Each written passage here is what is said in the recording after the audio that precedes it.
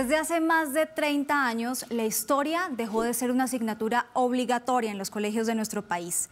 Ya entonces empezó a ser parte de las denominadas ciencias sociales. Ahí veíamos geografía, veíamos constitución política y por supuesto historia. Pero ¿de qué forma realmente las estábamos viendo? ¿Era algo superficial? ¿Era algo que nos generaba el interés que debería? Ese es el tema hoy en Toma el Control, para que ustedes nos digan qué tan importante es, luego de que una iniciativa buscara que la historia volviera a los colegios como una materia obligatoria. Pero no nos podemos lavar las manos. Los medios de comunicación también tenemos un papel muy importante en ese proceso de memoria histórica, de la creación y de incentivar a que toda la gente conozca y respete sus orígenes. Soy Adriana Álvarez Uribe y esto es Toma el Control.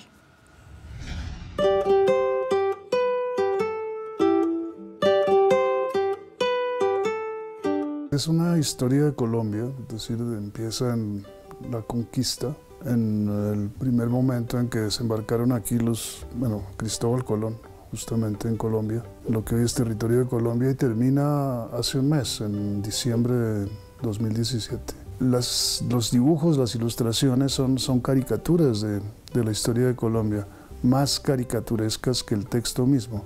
El texto se ajusta más a la realidad, el dibujo ridiculiza un poco más las situaciones. Y se trata de mostrar la historia de Colombia, que en general no nos han mostrado porque no es una historia patriótica, digámoslo así, geográfica de los héroes y de los grandes próceres.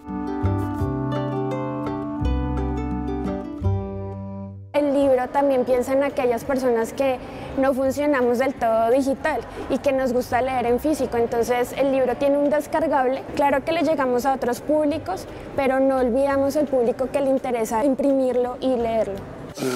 Carlos R. Restrepo, presidente de la época republicana, llamada republicana, del partido que pretendía ser pacificar los choques entre los dos partidos, conservador y liberal, después de la Guerra de los 1000 días. Son los libros de historia, es la enseñanza de la historia lo que hace que la gente en general, la gente normal, la gente no especialista, se interese por eso. Hablar de eso, escribir sobre eso, yo creo que llama la atención de las personas para que sepan que eso existe. Es que en Colombia, como le digo, y en particular desde que se acabó aquí la enseñanza de la historia en los colegios, la gente prácticamente no sabe que la historia existe. Y eso me parece que es dañino para un país, no conocer lo que ha sido de verdad su pasado.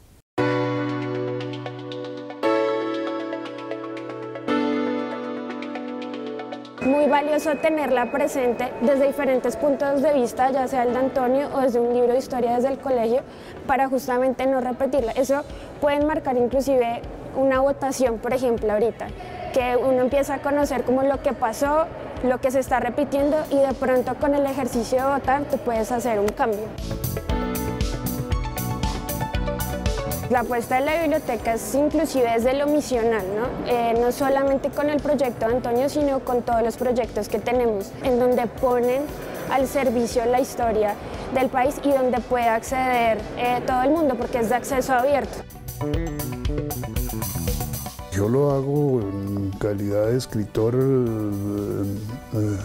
independiente, digámoslo así, pero obviamente la obligación de hacer conocer la historia es una obligación del Ministerio de Educación, es decir, de los gobiernos de la República. Pero son los gobiernos los que justamente han querido que no se conozca la historia de Colombia, en buena parte porque, como le decía hace un rato, es una historia bastante vergonzosa. Es una historia en la cual habría que contar quiénes son los responsables de la criminalidad tremenda que ha caracterizado esta historia desde el principio, desde la conquista. Los medios de comunicación, yo no sé quién los definió como que es en los periódicos donde se escribe el borrador de la historia. Efectivamente, los medios deben contar las cosas que suceden, es decir, la historia a medida que va sucediendo, pero naturalmente los medios no son los responsables de lo que hagan los historiadores y ni mucho menos de lo que decidan los gobiernos para impedir que se conozca la verdadera historia. La verdad tiene muchas facetas y es posible mirarla desde muchos ángulos. Pero pues mientras más ángulos se conozcan o se expongan, me parece mejor.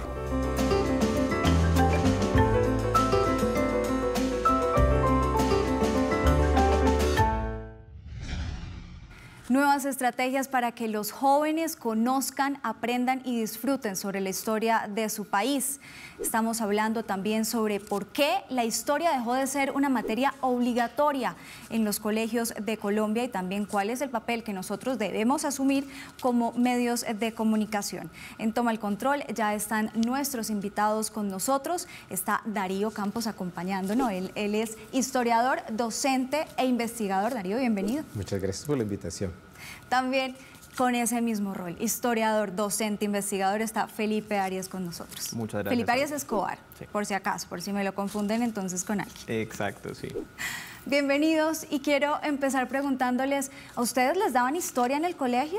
Darío, ¿usted se acuerda de esa materia como tal? Claro, por supuesto. ¿En su colegio? Claro que sí, hace muchos años atrás. ¿Pero solo historia o sí, hacía parte solo de historia, ciencias sociales? Solo historia y en otra parte geografía. Pero sí, efectivamente, era esencialmente historia lo que nosotros estudiamos. Felipe, ¿usted le tocó historia? Yo soy hijo de la Cátedra de Sociales Integradas, Ajá. pero sí hay que hacer una anotación importante en ese sentido. Es que hay una confusión, que se dice, se dejó de enseñar historia en los colegios. Historia, y por supuesto también historia de Colombia, nunca se ha dejado de enseñar. Listo, Disminuyó la intensidad horaria, que fue el caso que me tocó a mí. Y eso es uno de los temas que queremos tratar Exacto. también, a ver qué pasó con esto de las ciencias sociales. Y es que a propósito de eso, Darío, usted ayudó mucho en un proyecto que buscaba que la historia dejara de ser un ingrediente, una rama de las ciencias sociales y se volviera una materia obligatoria para los niños, sobre todo en los colegios. ¿Qué pasó con ese proyecto? No, o sea, el proyecto de ley efectivamente pasó todo, surtió todos sus efectos hasta el último momento y fue aprobado pues mayoritariamente. En el Congreso. En el Congreso, por supuesto, simplemente quedó la cuestión ya cuando el Ministerio tenía que aplicar la ley y el Ministerio pues efectivamente no la aplicó.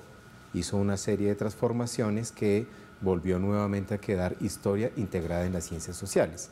Y eso simplemente es un problema de falta de comprensión epistemológica del área de conocimiento. Es decir, una cosa es, o sea, ciencias sociales, eso en realidad, cuando uno va a mirar los programas curriculares del mundo, en el mundo, Alemania, Francia, España, Finlandia, Rusia, Estados Unidos, México, Perú, bueno, infinidad, enseñan historia. Historia como un área que integra las ciencias sociales. Pero debe estar, por supuesto, y ese era el debate, y la propuesta es que la asignatura como tal, historia, en la cual convergen muchos conocimientos de los fenómenos sociales, es la que se debe enseñar. Es decir, debe haber un proceso de enseñanza y de proceso de comprensión histórica de la sociedad donde convergen lo político, lo económico, lo social, lo cultural, pero el eje fundamental, por supuesto, es el pensamiento histórico, es el conocimiento de la historia como tal. Pero ¿cómo se explica entonces que sea el mismo gobierno el que frene esta iniciativa? Pues es una paradoja y nos dejó tanto a la Academia Colombiana de Historia como a la Asociación Colombiana de Historiadores, del cual hago parte, a los profesores de la universidad, pues que soy profesor universitario, a todos nos ha dejado perplejos esa decisión y fue algo que en el 18º Congreso Colombiano de Historia, que estábamos ahí, nos llegó la novedad en pleno debate y la verdad nos ha dejado muy sorprendidos. Y la razón que ellos esgrimieron allí, pues no hay. O sea, no hay razones epistemológicas, no hay razones cognitivas, no hay razones psicológicas, no hay razones de contenido. O sea, no hay una sola explicación académica, certera, que nos demuestre por qué no puede estar en el currículo escolar. Simplemente ahí suena como a una cosa de capricho o de ignorancia total, que eso es lo que más le atribuyo, ignorancia a esta área de conocimiento, ¿ya? Donde se quedaron estancados en una interpretación de la historia decimonónica de comienzos del siglo XX, una interpretación muy de su época, que existió en ese momento, que fue la que yo aprendí también, pero actualmente estamos hablando de otras formas de historia. Es decir, no es esa historia, como lo decía en la nota que presentabas allí, esa nota patriotera, pues esa historia patriotera, nacionalista, ¿ya? Nacionalista, patriotera e iconoclasta, es decir, con solo geografías, que es a lo que se refería Caballero allí. ¿Ya? Por supuesto, no, eso no es lo que estamos proponiendo, ni tampoco era a lo que nos estábamos refiriendo en el proyecto de ley. Usted, como hijo de esa cátedra de Ciencias Sociales, ¿cómo ve lo que Darío está calificando como un capricho entonces del ministerio? Claro, yo estoy de acuerdo con el profesor Darío de que hay una ignorancia enorme frente a cuáles son los contenidos que se están descartando. Y tal vez el problema es ese, porque muchas veces se escucha uno incluso entre, digamos, personas del común que defienden la idea de que se refuercen los contenidos de historia de Colombia en los colegios, parten de la idea de que vuelva pues un contenido escolar que fue absolutamente propagandístico y desde mi punto de vista dañino, que es lo que comúnmente llamamos la historia patria. Aquí no estamos hablando de ninguna manera de que se refuercen esos contenidos, sino entender la historia como un proceso de, ante todo, formación ciudadana, ¿no? Reconocer el conocimiento del pasado como una construcción de legados socioeconómicos, éticos, tecnológicos, institucionales, en general culturales, que son los que forman muchas veces cohesión o que permiten formar cohesión entre las comunidades. Eso es lo que apunta un proyecto como el que planteaba que se reformaran los contenidos curriculares para que quede claro que se va a enseñar de manera obligatoria la historia de Colombia en los colegios. Usted, en su colegio y con su experiencia, ¿usted cree que fue suficiente viendo historia dentro de esa rama de ciencias sociales? Las sociales integradas fueron una muy buena intención en la medida en que planteó que, por un lado, superar esa visión arcaica y elitista desde pues un adoctrinamiento absolutamente elitista de la enseñanza del pasado, y permitía de cierta manera que un estudiante aprendiera digamos, las múltiples dimensiones desde lo económico, desde los diferentes elementos que constituyen la estructura social del conocimiento del pasado, pero pues, desde una reducción dramática de la intensidad horaria y sobre todo una carencia que desafortunadamente yo no veo que se obligue tampoco en cómo quedó la ley actual, que no se habla mucho de la falta de la formación de los docentes. O sea, se pueden plantear nuevos contenidos, se pueden plantear nuevas perspectivas, pero si esto no viene acompañado de una formación también integral de quienes van a impartir esos contenidos, pues se queda en lo que finalmente se quedó, en buenas intenciones. De ahí el problema que pues, muchas veces se le pregunta a un estudiante como, ¿a usted le enseñan historia en el colegio? A pesar de que sí se le enseñan, va a decir que no, porque pues no hay una suficiente retroalimentación de, no, a mí no me enseñan historia, a mí me enseñan sociales, va a responder muchas veces el muchacho. Lo que tú anotas es muy cierto en el sentido de que definitivamente el área de sociales ya colapsó. Es decir, esa forma y esa área de conocimiento en el medio escolar ya no tiene lugar ni tiene cabida. O sea, es una realidad. Si uno le pregunta a los profesores actualmente de sociales y pregunta sobre el área de sociales en general en el medio escolar, ahí hay un gran problema. ¿Ya? Ahí hay un gran problema. Porque el área de sociales, cuando se empieza a mirar dentro de el reconocimiento académico en el conjunto del currículo escolar, el área de sociales es la cenicienta. Aprovechemos también para que todos ustedes empiecen a escribirnos en nuestras redes sociales, @canal 13co, #toma el control, y cuéntenos a usted cómo le fue con la historia de su colegio. ¿Sí le enseñaban historia o hace parte de las ciencias sociales? Cuéntenos sus experiencias y nosotros vamos a una pequeña pausa, ya regresamos.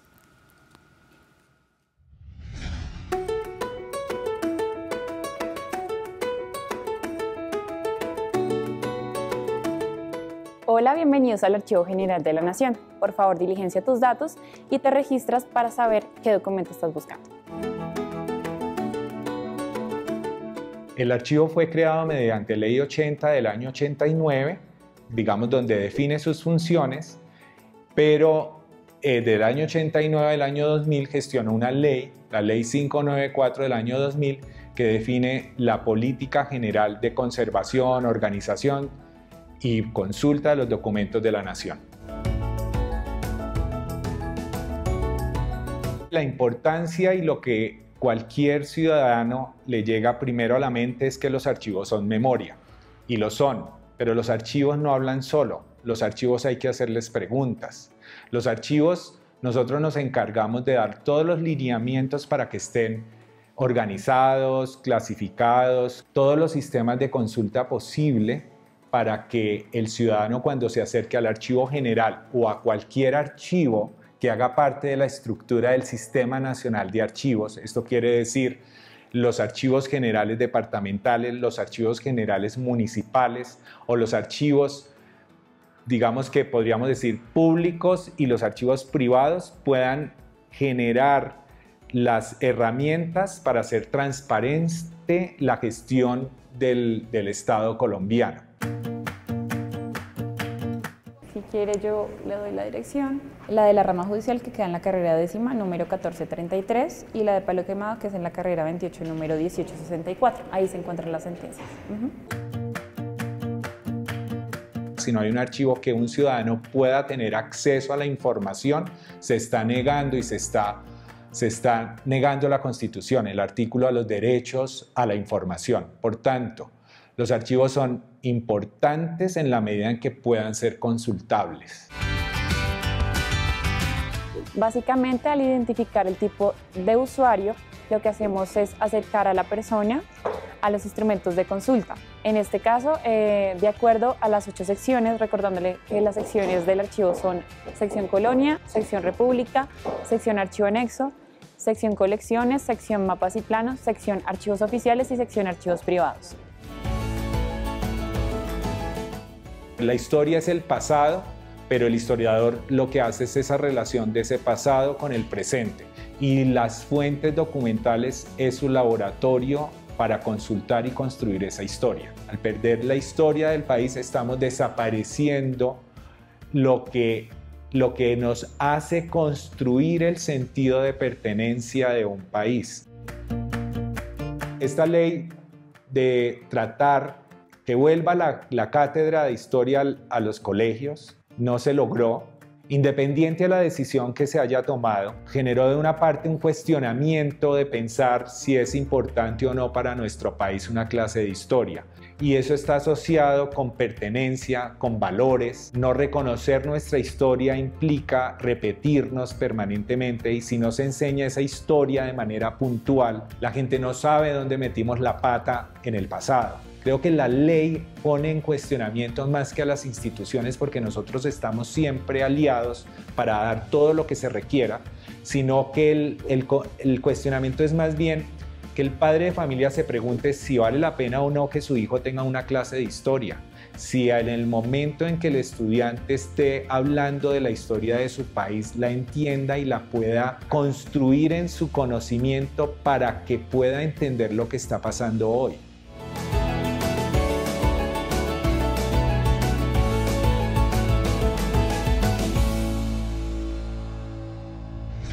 Seguimos esperando todas sus opiniones en redes sociales, @canal13co, numeral Toma el Control. Cuéntenos usted, ¿cómo le fue? ¿A usted cómo le fue en su colegio? Si realmente veía historia o esa parte de las ciencias sociales. Estábamos hablando sobre si era suficiente ese horario que ahora tienen destinados los colegios. Pero entonces, ¿de quién es responsabilidad, Felipe? ¿De los colegios designar esto, o los papás también tienen que involucrarse y decir, los niños necesitan más historia? Bueno, aquí hay también un efecto de cierta manera de bola de nieve.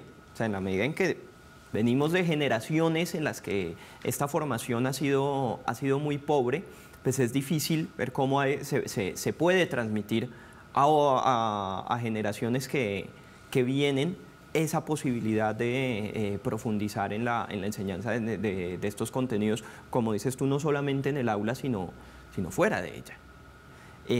Claro, la responsabilidad de uno como ciudadano, como sujeto autónomo, pues también es enorme, pero desde la necesidad de establecer una regulación, como decía en el video Antonio Caballero, por parte del Estado, pues también ahí la responsabilidad esencial está ahí, ¿no? De la conversión de estas ideas y de estas muy buenas intenciones en una política pública que reconozca ese valor y esa importancia que tiene aprender historia de Colombia, no solamente en el aula, sino en general para nosotros como ciudadanos. ¿Nosotros como colombianos tenemos una identidad histórica?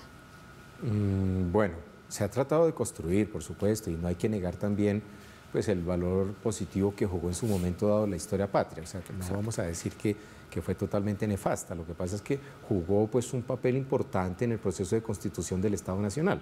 ¿Ya? Y se crearon pues, una serie de situaciones de referentes. Por supuesto, esa historia ya no es suficiente porque en esa no se contemplaron afrodescendientes, los indígenas pues estaban también de lejos, las mujeres también fueron prácticamente unas cuantas heroínas, pero como conjunto el aporte de la mujer en la construcción de la nación también desconocido. Es decir, de hecho, pues esa historia patria que jugó su momento importante en un momento dado, hasta ahí lo podemos dejar. Actualmente, pues podemos decir que la identidad no solamente la forma la historia ayuda a reflexionar sobre el pasado y ayuda a reflexionar sobre lo que hicimos y cómo lo hicimos, y que a través de eso también genera identidades, es cierto, pero también genera identidad la pintura, el arte, la música, la literatura, es decir, son una serie de componentes que produce la sociedad, que es lo que hace que haya identidad. Y en alguna medida, por supuesto, sí hay identidad, claro que sí. ¿Ya? ¿Y usted qué opina?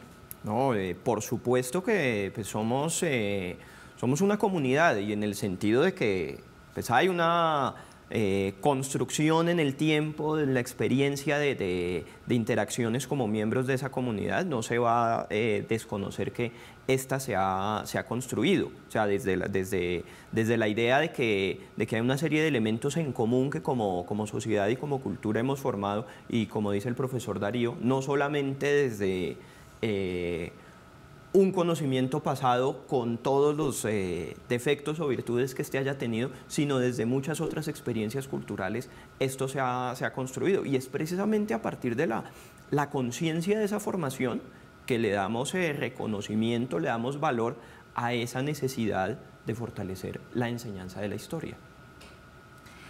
Lo que usted comentaba también es que no solo es el tema de la historia patria, no nos podemos centrar solo en eso.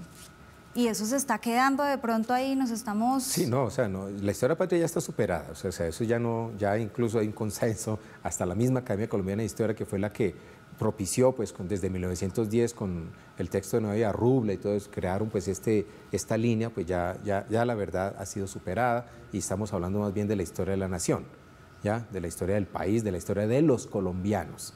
Ya que eso es diferente, pero no solamente es quedarse en la historia de Colombia, también es abordar los otros procesos históricos regionales importantes, es decir, nosotros tenemos un gran desconocimiento de nuestros vecinos, de la misma región de Latinoamérica y de otras latitudes en el mundo. Es decir, no solamente la historia de Colombia, sino Colombia en interacción con el resto del mundo. Es decir, que hay que llevar el pensamiento de formación histórica más allá de Colombia, pero por supuesto tiene que estar aquí muy fuerte, ¿no? Y es esencial.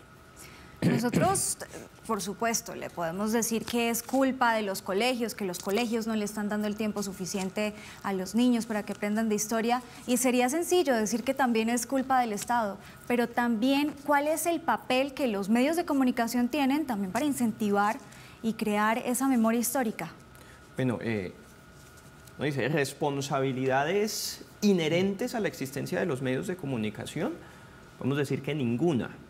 Y más allá del tema, no se trata de un reproche a un actor social específico. Pues, finalmente, hay una situación, y más allá de sentirnos o no culpables, pues hay que trabajar frente a esa posibilidad, digamos, desde caso nuestro, de los profesionales que nos dedicamos a la formación de un conocimiento histórico, pues tenemos que plantearnos una gestión eficaz de ese conocimiento. Y los medios de comunicación y en general la cultura de masas, sí me parece a mí que pueden ser un aliado estupendo en ese sentido, como una plataforma complementaria de divulgación de contenidos, que no todo lo van a ofrecer los medios, que también hay otras fuentes de acceso al conocimiento sobre las cuales tenemos que estar haciendo permanentemente un diálogo, remitir a esas fuentes, remitir a los libros, remitir a lo que están haciendo los investigadores desde ese tipo de plataformas. ¿Y es suficiente lo que estamos haciendo desde los medios para la construcción de esa memoria? Bueno, los medios no siempre han jugado un medio positivo en el proceso de formación del conocimiento del pasado, y tampoco ha sido pues necesariamente muy formadora.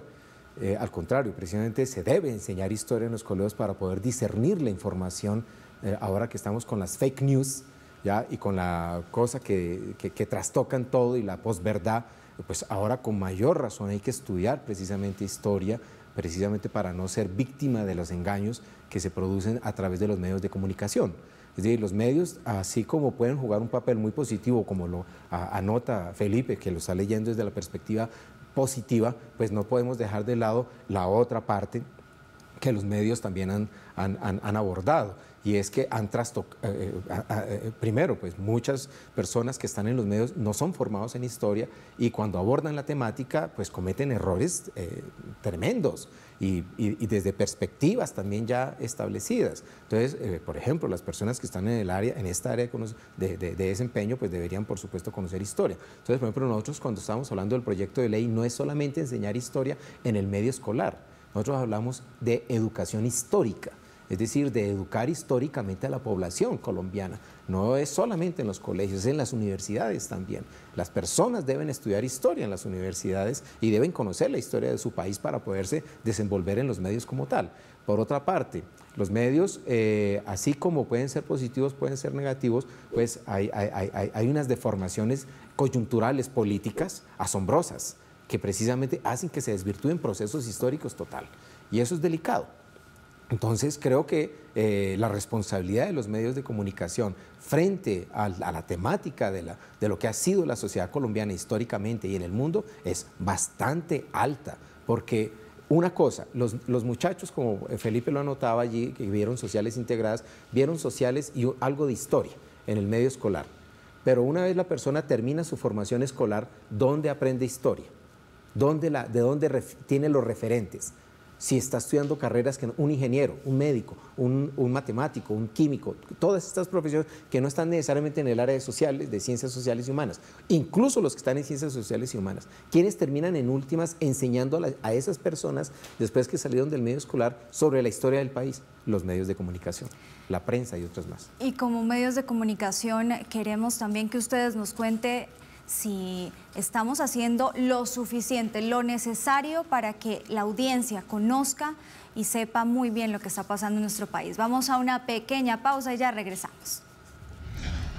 El tiempo cambia para siempre la vida de Superó. Ahora serás Superó histórico. El Ministerio de Educación está buscando una manera de llegar a los niños con cosas de historia. Hicieron algo bien interesante, que fue recoger preguntas de los niños en los colegios sobre qué querían saber de la independencia. Cuando reunieron una cantidad de información, etcétera, a ellos se les ocurrió buscar un personaje animado para enseñar historia o lo que fuera, y fue iniciativa del Canal 13 de Andrés Velázquez, que fue el que les dijo: ¿para qué vamos a crear si ya tenemos un personaje posicionado que superó? A reconstruir la historia de Colombia con prontitud al Barcamarón Muisca.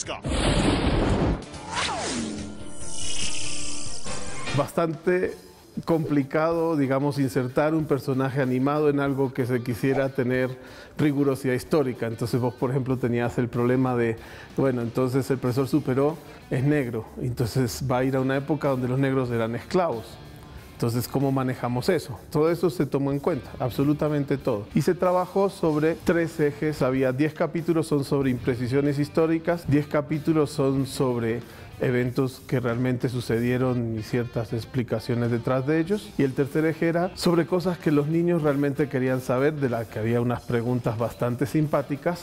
Necesitamos que llegue hasta la tienda de Llorente para comprobar que este florero existía en aquel tiempo. Estamos en contacto por el Bibliotoki, al lugar de los hechos. Muchos niños se cuestionaban cosas de la vida diaria que eran relativamente simpáticas, de las cuales incluso en unas no hay ninguna información como para poder construir o saber qué pasaba en esa época. La matemática es una porquería y la biología es una porquería, entonces la historia es aburrida o el lenguaje es aburrido porque existen esos preceptos en todos los pibes y en todas partes. Y como se dice, entonces sí se trataba como de, mira, eso realmente al fin y al cabo podría no ser tan aburrido, ¿no? O sea, sí se buscaba ese concepto totalmente.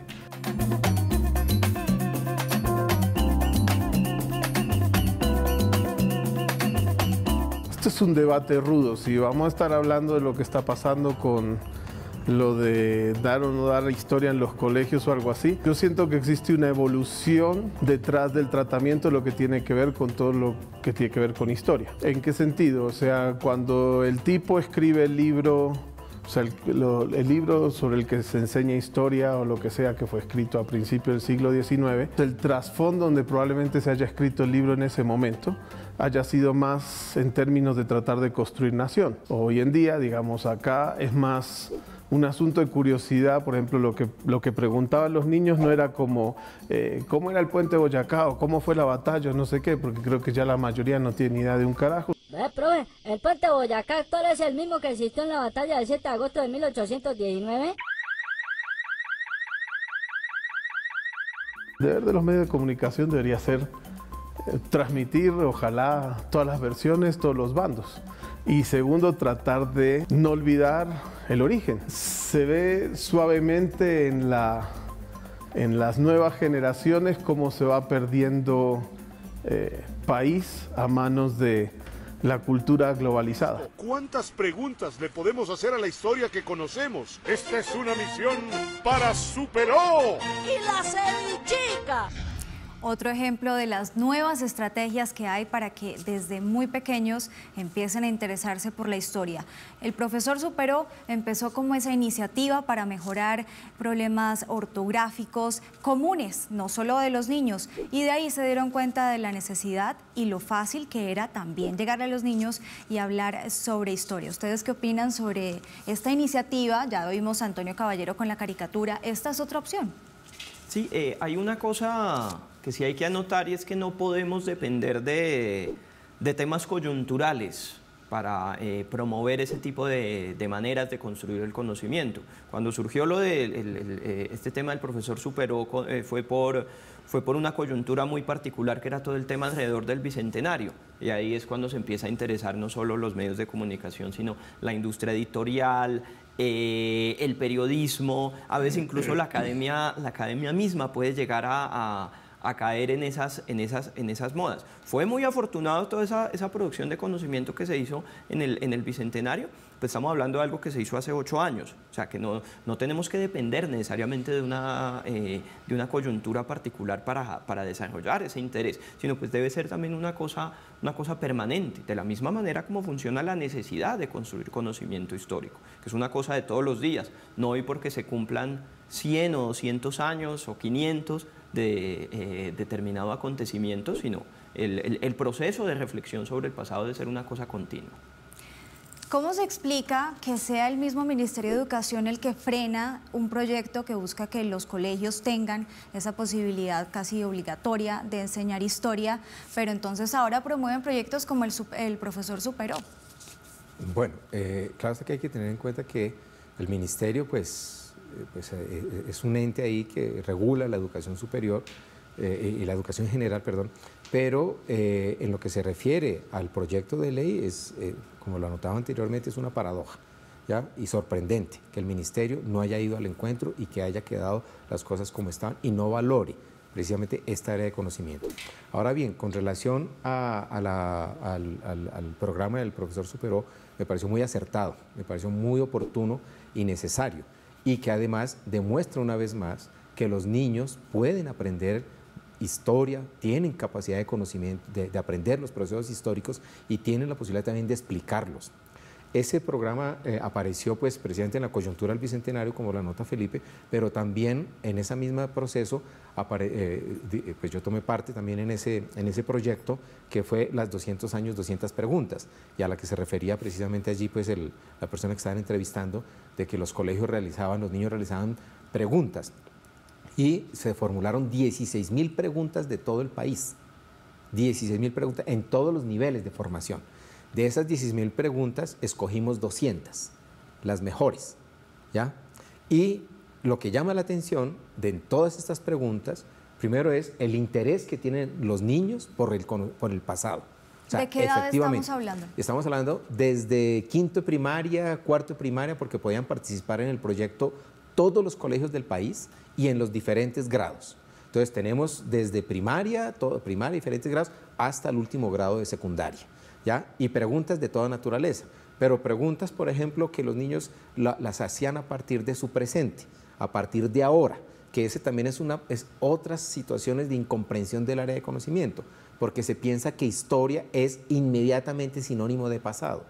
Historia es una manera de conocer el pasado, es una forma de saberlo, pero se puede también aprender el pasado a través de la literatura, a través del arte, a través de la música, a través de otras formas. El pasado es pasado y pasó, pero la historia es una forma científica, es una forma de conocer qué fue lo que sucedió allí.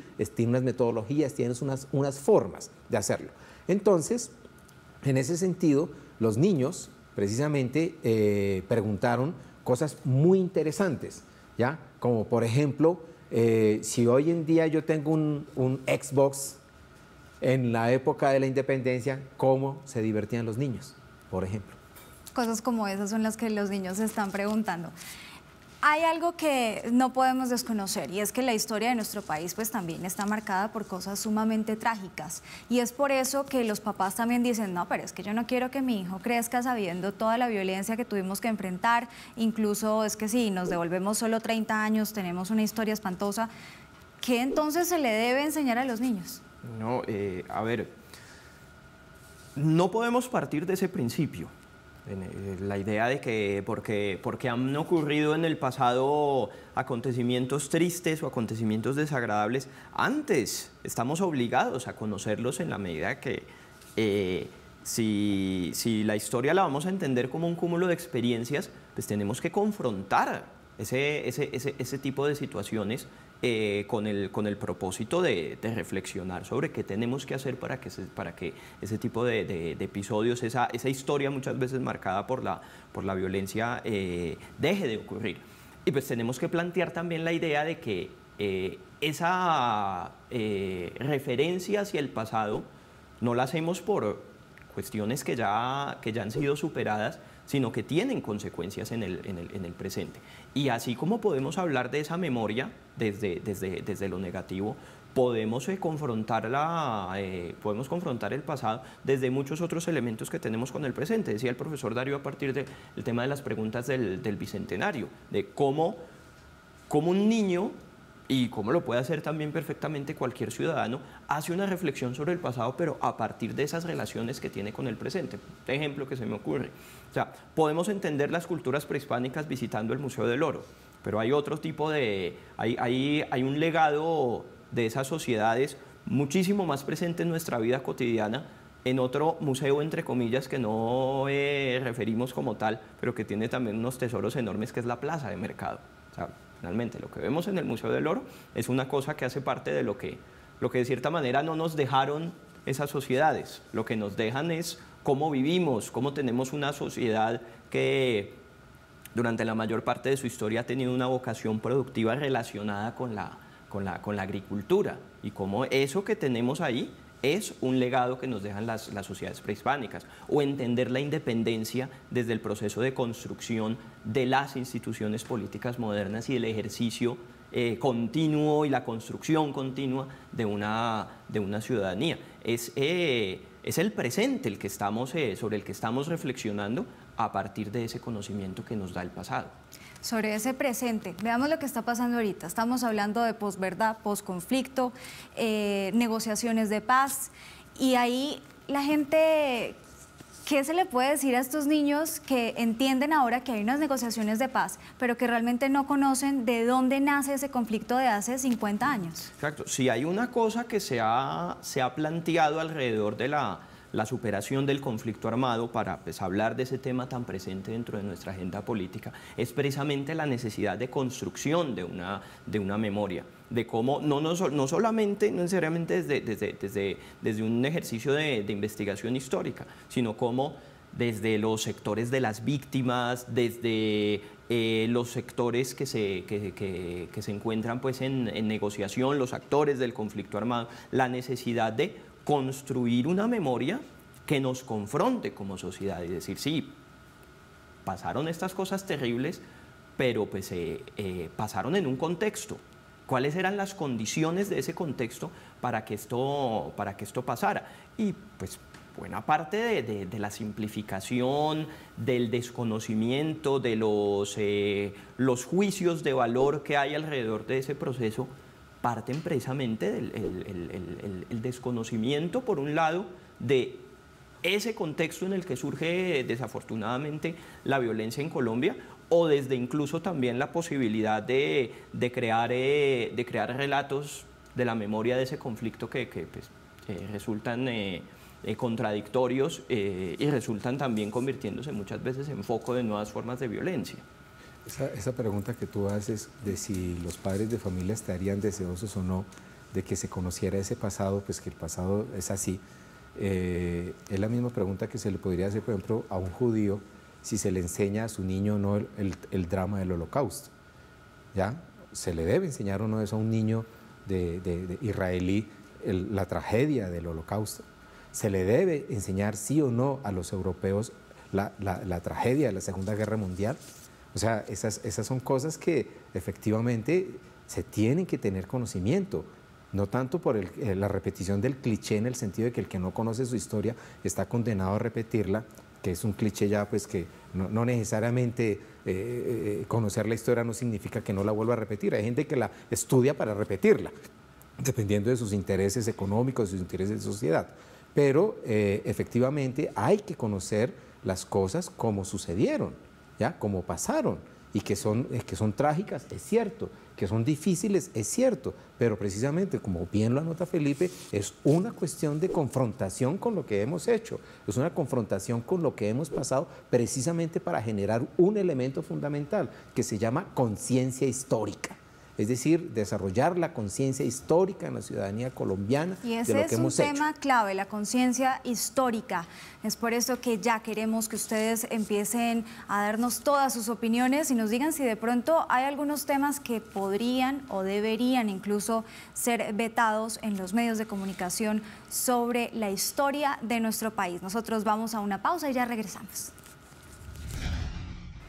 No hemos ahondado en lo más importante, el papel de los medios de comunicación en ese proceso de creación de memoria histórica de nuestro país. Aquí tenemos dos generaciones de historiadores, nos están dando sus puntos de vista y queremos también que sean ustedes los que nos digan y nos cuenten desde sus experiencias cómo se está manejando el tema de la historia en nuestro país.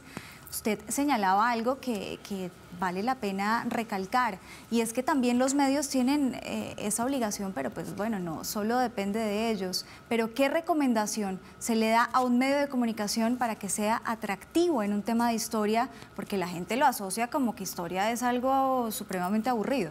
Bueno, esa es la impresión, pero la historia, hay muchos formatos que los medios ahora están utilizando, o sea, History Channel, Discovery, en fin, todos estos canales comerciales que tienen también un interés particular, pues ellos comercializan historia también, ¿ya? Pero pues lo hacen a su manera, en fin, con características, pero lo hacen. Y es de una manera u otra lo que actualmente se llama como la historia pública. Es decir, cuando todos nos involucramos en que el pasado lo podemos reconstruir y lo podemos analizar todos, indiferentes de las disciplinas que manejemos. Entonces, a mí me parece que los medios cuentan actualmente con muchas posibilidades tecnológicas para poder recrear el pasado no tanto como divertimento, porque también se confunde eso. Es decir, querer mostrar la historia como una cuestión atractiva, chévere, bacana, en fin. Pero no, la historia, y para que guste y no se aburran. No, es que la historia tiene sus momentos trágicos, pero también tiene sus momentos difíciles. Entonces depende a los auditorios a quien se le vaya a referir. Así como hay franja infantil, franja, eso depende pues a quién se le va a hablar, pues asimismo se puede emplear los medios tecnológicos.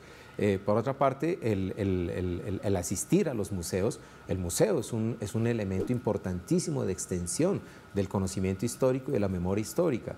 Los archivos históricos también, recrear documentos de épocas anteriores, por ejemplo, de cómo se juzgaba en la época colonial o cómo se trataban diferentes problemas en otras sociedades. O sea, hay maneras de hacerlo, ¿cierto?, para que ese discurso se vuelva atractivo y no se vuelva tan aburrido. ¿Y se está haciendo eso? Bueno, en el caso de medios como la televisión, ya pienso yo que es la respuesta la puede ofrecer es el profesional de los medios. Él desde su creatividad es quien conoce los formatos. Lo importante de cómo se transmite no solamente el conocimiento histórico, sino cualquier otro conocimiento que tenga una base científica, digamos, la importancia del rigor, o sea, la necesidad de una asesoría, así como no sé, un dramatizado en el que se nos está representando a un ingeniero civil en su oficio y pues la necesidad de asesorarse y de informarse al respecto, pues también desde la representación del pasado tiene que haber esa construcción. Y como bien dice el profesor Darío, hay en la actualidad un movimiento de ver cómo conectar esos procesos de los nuevos lenguajes que ofrecen las industrias creativas hacia los museos, hacia la gestión de archivos, hacia la industria editorial. Muchas veces dicen, no, es que queremos superar la idea de el museo como un espacio cuadriculado y qué sé yo. Quien sostenga eso se está delatando que hace más de 20 años no entra a un museo. Que los lenguajes que se han construido desde ese sector hoy son muy diferentes y están muy conectados a los diferentes formatos y lenguajes que ofrecen industrias creativas, como puede ser aquí el caso de la televisión. Sobre la televisión, pues bueno, tenemos una ventaja. Por supuesto, la imagen facilita mucho el poder llegarle a la gente, pero en radio, ¿cómo se hace? Bueno, hay un proceso en el que pues, desde hace muchos años se ha utilizado la radio como un espacio con un fuerte contenido pedagógico. Y pues puede haber muchos recursos, digamos, desde mi caso que me he dedicado también al periodismo musical.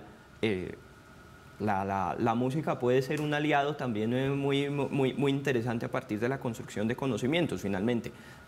La música, y particularmente también el caso de la música popular, es el resultado de una serie de sensibilidades que a lo largo del tiempo pues una sociedad construye. Perfectamente podemos establecer esas conexiones entre contextos históricos y la música que una sociedad ha producido. Tenemos en nuestra experiencia, pues como de nuestras instituciones culturales, una gestión de los propios archivos que tienen, que pues han recopilado muchas veces testimonios, obviamente reconociendo que tenemos un aliado, pero no tenemos necesariamente un sustituto de toda la construcción de conocimiento, porque pues, los archivos en general, cuando han recopilado o cuando han documentado un testimonio del pasado, pues, se han limitado a tomar una foto, y pues cuando tú tomas una foto, registras lo que te salió en el marco, pero pues hay muchas cosas que más allá de ese marco pues muchas veces no alcanzamos a percibir. Puede estar en este momento ocurriendo un acontecimiento que para el futuro va a tener una trascendencia histórica enorme, pero que los medios de comunicación no están en condiciones de registrar, porque pues puede que no tenga en este momento la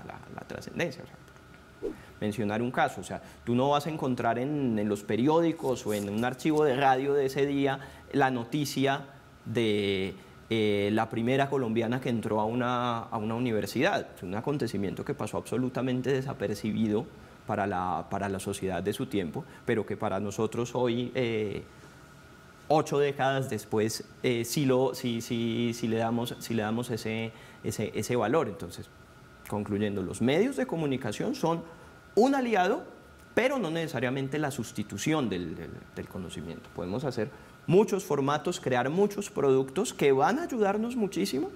Ya ya las industrias creativas dirán cómo los hacen, pero la necesidad de una asesoría, de un rigor y de una fundamentación del conocimiento histórico que esté ahí siempre presente. ¿Cómo hacer eso que nos plantea Felipe si tenemos en cuenta que ahora todo es inmediatez, que las noticias tienen 30 segundos para contarse, que todo es muy concreto y que de pronto a veces ese contexto se nos queda por fuera? Bueno, sí, la inmediatez, eso es evidente, ¿no? O sea, y los tiempos en televisión pues, son muy breves para poder explicar, para poder ampliar, para poder determinar. Pero yo creo que deben haber acompañamientos, programas que vayan acompañando precisamente lo que las noticias dejan simplemente como un enunciado de segundos o de minutos. En los medios de comunicación colombianos prácticamente las franjas de opinión, las franjas de debate son escasas. Ya tenemos unos cuantos programas en algunos canales donde se dan el panel de debate, en fin, pero hace falta pues no solamente ese formato, sino otros formatos también donde haya mayor participación de los sujetos que actúan en ese momento. Felipe anotaba una cosa bien interesante que quisiera retomar y hace precisamente la referencia a que historia no solamente se refiere a abordar problemas políticos, sociales y en ese solo conjunto de situación o sobre todo políticos. Felipe estaba hablando, por ejemplo, de abordar la historia a partir de la música, ¿ya? Es decir, también hay otras formas de abordar la historia, de la música, del arte, de la ciencia. Entonces, y los medios también pueden aportar mucho en ese proceso y articularlo con los fenómenos sociales, políticos y económicos. Estoy más que seguro que los estudios que hace Felipe sobre historia de la música los ata necesariamente a cuestiones políticas, sociales, económicas y otras religiosas y otra serie de fenómenos más sociales, pero el eje está en la música. Entonces, me parece importante que también los medios pueden también irse hacia otras esferas de construcción histórica del país. No solamente política, pero pueden estar allí jugando un papel relevante en el proceso de su explicación. Darío, Felipe, muchísimas gracias por acompañarnos. Este es un espacio en donde nos faltarían muchísimas horas más para ahondar en estas temáticas. Gracias por hacer parte de Toma el Control y Canal 13 siempre va a ser casa de ustedes. Gracias por la invitación. Y a todos ustedes los invito porque, por supuesto, nuestro videógrafo estrella Cristian Briceño nos preparó una nota muy especial sobre lenguas nativas.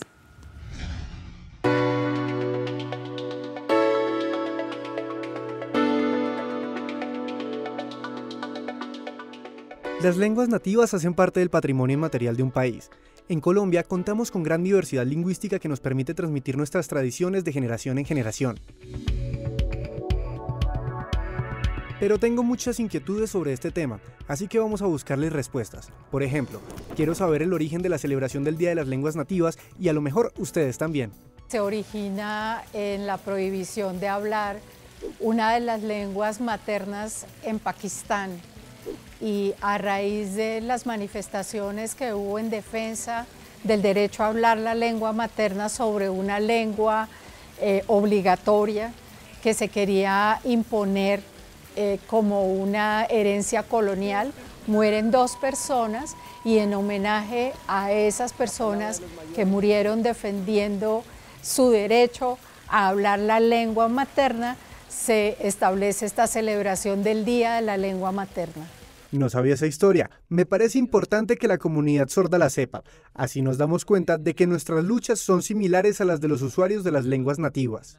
Hablamos entre 65 y 67 lenguas indígenas en territorios ancestrales.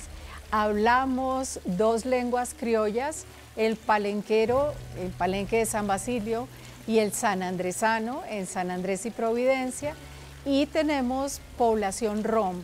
Consideramos que también la lengua de señas colombiana es una de las lenguas que tenemos en nuestro país.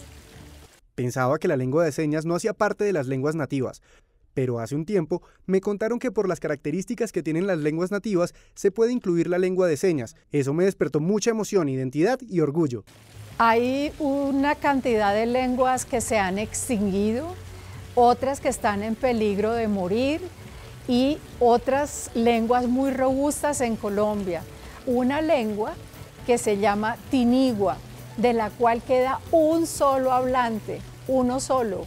Cuando él se vaya, cuando él se calle, no va a haber ninguna otra persona que hable esta lengua.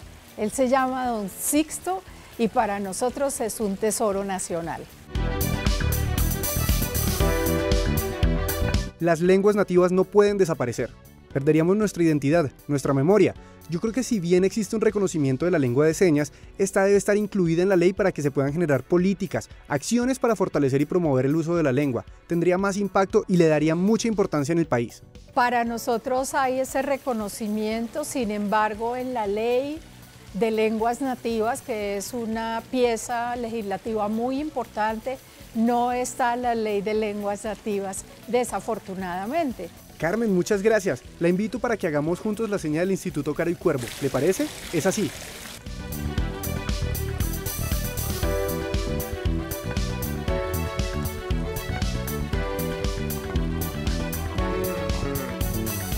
Pendientes todos para que se aprendan la seña.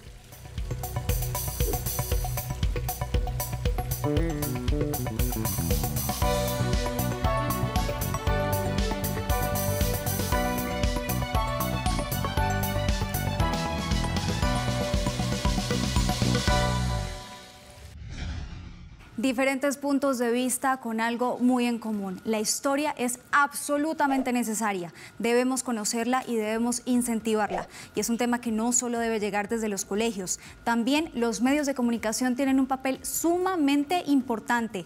Nosotros, como periodistas, debemos buscar explicar lo que está pasando ahora, pero teniendo el conocimiento previo del origen del acontecimiento que les queremos a ustedes transmitir. Los invito a que escriban, a que estén con nosotros conectados también a través de nuestras redes sociales. En nuestro correo pueden escribirnos sobre este o sobre cualquier tema que les gustaría que abordáramos en Toma el Control. Soy Adriana Álvarez Uribe y esto fue Toma el Control.